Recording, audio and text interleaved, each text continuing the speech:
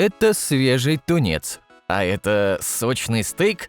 Что не так с этими продуктами? Они могут серьезно навредить вашему здоровью. Я собрал самую опасную и неочевидную пищу, которую мы едим каждый день и даже не задумываемся о том, каким последствиям это может привести. А в конце я покажу, почему лучше не покупать готовые специи в магазинах, которыми пользуется практически каждый. Во многих домах можно найти шоколадные шарики, кольца, сладкие мюсли и хлопья для завтрака. Несмотря на рекламные утверждения об их пользе, эти готовые завтраки часто являются одним из самых нездоровых способов начать день. Даже если на коробке написано про фитнес-составляющую. Они, как правило, содержат много сахара и лишены ценной растительной клетчатки, при этом насыщены искусственными ароматизаторами, рафинированными углеводами и красителями. Это делает их похожими на сахарные бомбы, которые могут нанести вред здоровью. К тому же сухие завтраки с добавлением орехов и сухофруктов могут представлять опасность для людей с полинозом или сезонной аллергией. Существует риск перекрестной аллергии, когда иммунная система реагирует не только на пыльцу, но и на белки с аналогичным составом, например, содержащиеся в злаках. Практически все врачи предупреждают о высоком содержании добавленного сахара в таких продуктах, который может способствовать развитию сердечно-сосудистых заболеваний, сахарного диабета и ожирения. Повышение уровня инсулина в крови после употребления сахарных продуктов может вызывать чувство голода и приводить к перееданию. Если вы хотите здоровый завтрак, лучше сами сварите кашу на завтрак и заправьте ее медом или фруктами. Но не покупайте магазинные в пакетиках. Почему? Каши быстрого приготовления не так полезны, как может показаться на первый взгляд. Они быстро поднимают уровень сахара в крови, но не обеспечивают длительное чувство сытости, из-за чего вскоре снова появляется голод. Эти каши содержат много сахара и простых углеводов, что при регулярном употреблении может привести к набору лишнего веса. Для того, чтобы завтрак был не только вкусным, но и полезным, предлагаю приготовить пшенную кашу с добавлением льна и тыквы. Это не только вкусно, но и питательно, и поможет начать день с зарядом энергии и бодрости. Но идем дальше. Слышали легендарную фразу «пейте, дети, молоко, будете здоровы»? Молоко издавна считается источником кальция и полезным продуктом, однако взрослея мы все чаще слышим о его возможном вреде – от старения кожи до риска ожирения. Вопросы о роли молока в рационе и его влиянии на здоровье остаются актуальными. Молоко обладает рядом полезных свойств. Оно богато молочной кислотой, борющейся с микробами, лактозой, поддерживающей здоровую микрофлору кишечника, и содержит множество минералов и витаминов. Однако существуют исследования, указывающие на то, что употребление молока не всегда влияет на снижение риска переломов. Для детей молоко рекомендуется как источник кальция для здорового роста. Безлактозное молоко стало популярным среди тех, кто ограничивает сахар в рационе и имеет непереносимость лактозы. Оно подходит для людей с лактозной недостаточностью, но не решает проблему для тех, кто аллергичен на молочный белок. Пастеризованное молоко предпочтительнее сырого из соображений безопасности, так как минимизирует риск бактериальных инфекций, несмотря на дебаты о потере некоторых питательных веществ в процессе пастеризации. Молоко считается источником белка и других важных веществ, способствующих укреплению иммунной системы и мышечной ткани. Оно может снижать окислительный стресс и благоприятно влиять на некоторые заболевания мозга. По мнению специалистов, умеренное потребление молока взрослыми людьми не вредно, но многим все же стоит выбирать безлактозные варианты и аккуратнее относиться к этому напитку, особенно людям с лишним весом и висцеральным жиром. Важно понимать, что молоко – совершенно не обязательный напиток в нашем рационе, хоть нам и вбивали обратное в детстве. Вот вы слышали про пользу рыбы. Но и тут есть подвох. Рыба может содержать токсины, пестициды и опасные химические вещества вследствие загрязнения окружающей среды. Но это еще не все. Рыба может быть источником паразитов, особенно речная. Потребление слабосоленой рыбы увеличивает риск заражения паразитами и может повысить артериальное давление из-за высокого содержания соли. Неправильная обработка и хранение рыбы приводит к накоплению вещества, вызывающего аллергические реакции, головную боль и симптомы пищевого отравления. Хищные виды рыб тоже содержат элементы, которые негативно влияют на нервную систему, вызывая нервные расстройства, проблемы с координацией и памятью. Среди самых опасных видов рыб, содержащих высокие уровни токсинов, выделяют тунец, королевскую и атлантическую скумбрию, шпроты, меч-рыбу и угря. Речная рыба также подвержена загрязнению. В ней могут содержаться соли тяжелых металлов и радионуклиды. Да-да, особенно в районах, пострадавших после Чернобыля. Пестициды и промышленные загрязнители в рыбе негативно влияют на печень, почки и иммунную систему человека. Безопасными для употребления считаются треска, палтус, сельдь, скумбрия, лосось и дикая атлантическая форель, так как они богаты омега-3 жирными кислотами и содержат меньше токсичных веществ. Лосось и сардины, помимо низкого содержания токсинов, являются хорошим источником омега-3 жирных кислот, кальция и витамина D. Сюда же можно отнести камбалу, треску и мидий, которые практически не копят в себе вредных веществ и устойчивы к паразитам. С мясом тоже схожая ситуация. Чрезмерное употребление любого мяса может увеличить риск сердечно-сосудистых заболеваний. Баранина, особенно жирная, как и свинина, содержат много насыщенных жиров, что делает их особенно опасными для людей с сердечными проблемами или генетической предрасположенностью к ним. Рекомендуется ограничить потребление насыщенных жиров до 10% от общего количества калорий в день. Кроме того, некоторые компоненты мяса могут увеличивать жесткость артерий и способствовать образованию тромбов, что очень опасно для возрастных людей. Красное мясо также способствует повышению рисков развития рака кишечника из-за содержания в нем кислородосодержащего пигмента, который придает мясу красный цвет. Эксперименты на мышах показали увеличение частоты возникновения опухолей при потреблении красного мяса, что может указывать на аналогичный риск для людей.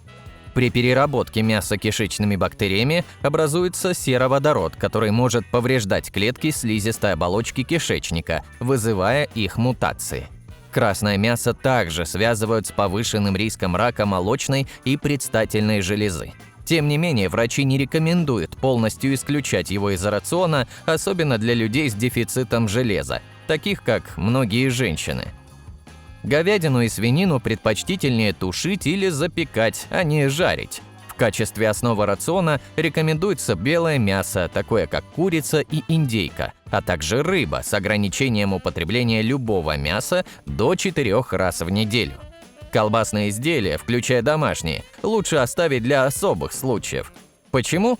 Я думаю, многие из вас и так догадывались, что дешевая колбаса не может быть полезной. Даже Всемирная организация здравоохранения сравнила воздействие на здоровье от употребления колбас и сосисок с рисками, связанными с курением сигарет. Реально, колбаса на 3-м месте после алкоголя и курения. Эксперты указывают на значительно повышенный риск развития рака кишечника от таких продуктов и советуют ограничить их употребление до 50 граммов в день. Кроме того, не рекомендуется обжаривать колбасные изделия, так как при этом могут образовываться канцерогенные вещества. Химические добавки в колбасе могут спровоцировать такие заболевания, как гипертония, сердечная недостаточность и гастрит. Хотя в малых дозах эти добавки могут быть безвредны. Превышение допустимых норм делает продукт опасным. Частое употребление колбас также может привести к набору лишнего веса. Это связано с тем, что для производства используются животные, выращенные на интенсивном откорме, из-за чего их мясо становится особенно жирным. Это ведет к дисбалансу в содержании жиров в продукте, увеличивая долю вредных омега-6 жиров. Нет, я не говорю, что вся колбаса вредная, но производители в большинстве случаев стараются экономить именно на сырье.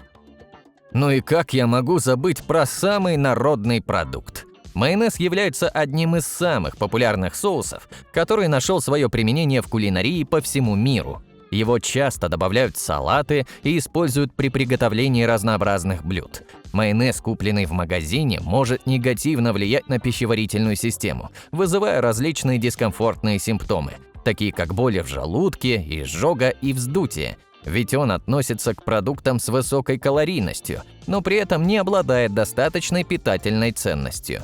Использование всего лишь одной ложки соуса добавляет в рацион 120-150 калорий, не принося при этом никаких полезных веществ. К тому же в состав магазинного майонеза входят различные вредные компоненты, включая усилители вкуса, трансжиры, консерванты и стабилизаторы, а также большое количество соли. Эти добавки могут негативно сказаться на состоянии микробиоты кишечника и общем самочувствии. Избыточное потребление соленых продуктов, в том числе майонеза, способствует развитию сердечно-сосудистых заболеваний и повышению артериального давления. Помимо этого, блюда, запеченные с использованием майонеза, могут содержать канцерогены, что делает их потребление еще более рискованным для здоровья. Что делать? Вместо магазинного варианта можно приготовить майонез в домашних условиях, используя яичные желтки и качественное растительное масло. Такой соус будет гораздо полезнее для здоровья и может даже приносить пользу при умеренном потреблении, ведь высокая калорийность сохраняется даже в домашнем варианте. Ну идем дальше. И вот еще один продукт, который точно не ожидаешь встретить в списке вредных. К сожалению, плавленые сыры не могут похвастаться полезными свойствами натуральных твердых сыров. В их составе мало кальция, белков, витаминов и минералов. Часто мягкая текстура и приятный вкус плавленых сыров достигаются за счет добавления химических компонентов, включая соли, которые необходимы для их производства. Помимо солей, производители могут использовать различные добавки, делая плавленый сыр менее безопасным для употребления. В него входят ароматизаторы, вкусовые усилители, консерванты, антиокислители и крахмал. Этот продукт также содержит большое количество соли, что делает его нежелательным для людей с высоким кровяным давлением. Из-за высокого содержания не самых полезных добавок бутерброды с плавленым сыром не рекомендуется включать в детское питание.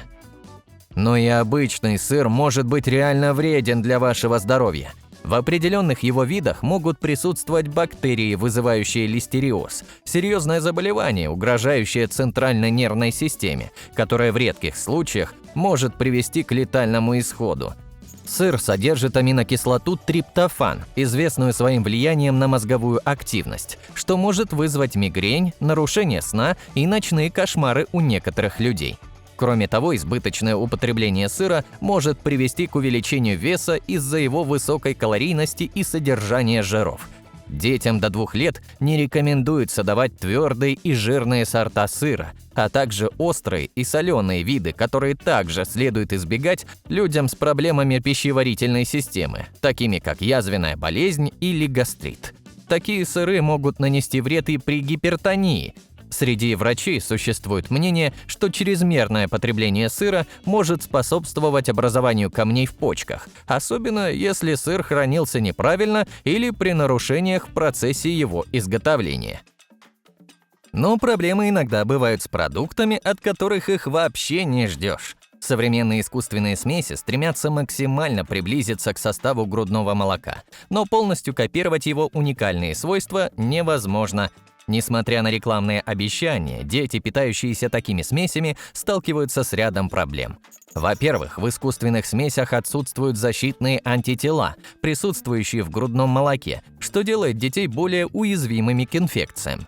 Во-вторых, многие дети испытывают дисбактериоз и диспепсическое расстройство, такие как запоры и диарея, которые сложно лечить.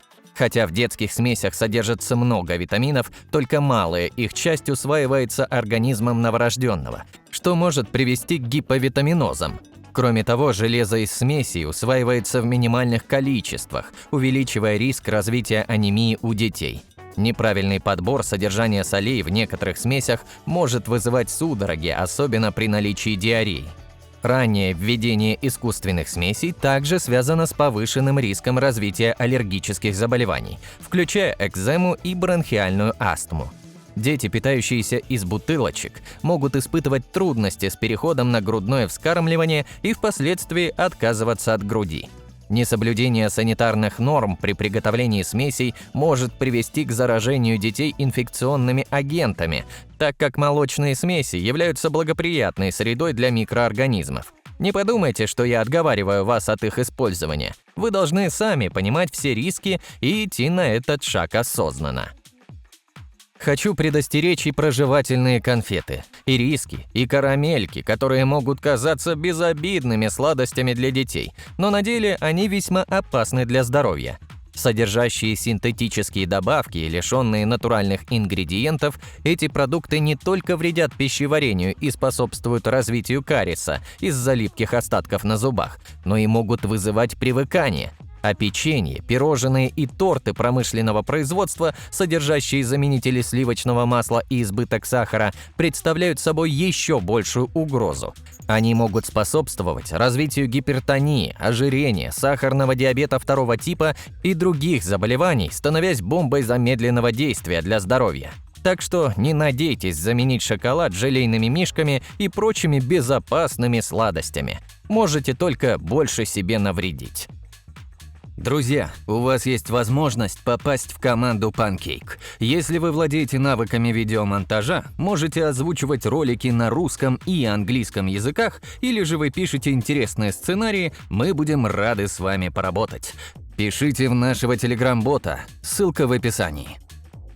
Как и обещал, приправы оставил напоследок, ведь их покупает практически каждый. Что же с ними не так? Готовые приправы для кулинарных блюд, такие как смеси для запекания курицы, приготовление пасты болоньезе и салата «Цезарь», действительно удобны и ароматны. Они избавляют нас от необходимости покупать множество различных специй для одного только рецепта. Однако стоит помнить, что такие упакованные наборы зачастую содержат большое количество соли, добавленных масел, искусственных ароматизаторов, красителей и усилителей вкуса. Все, чтобы ваша курочка получилась невероятно сочной. Все это может оказать негативное влияние на здоровье, а также повысить риск развития аллергических реакций, не говоря уже про канцерогены, которые могут привести к раку. В целом вредной может быть и вода. Все зависит от качества и количества, поэтому во всем нужно знать меру и не налегать на что-то вкусненькое, если там есть какие-то риски. Спасибо за просмотр, подписывайтесь на канал и не забывайте ставить лайки этому видео, если оно было полезным и интересным. И до встречи в следующих видеороликах. Пока!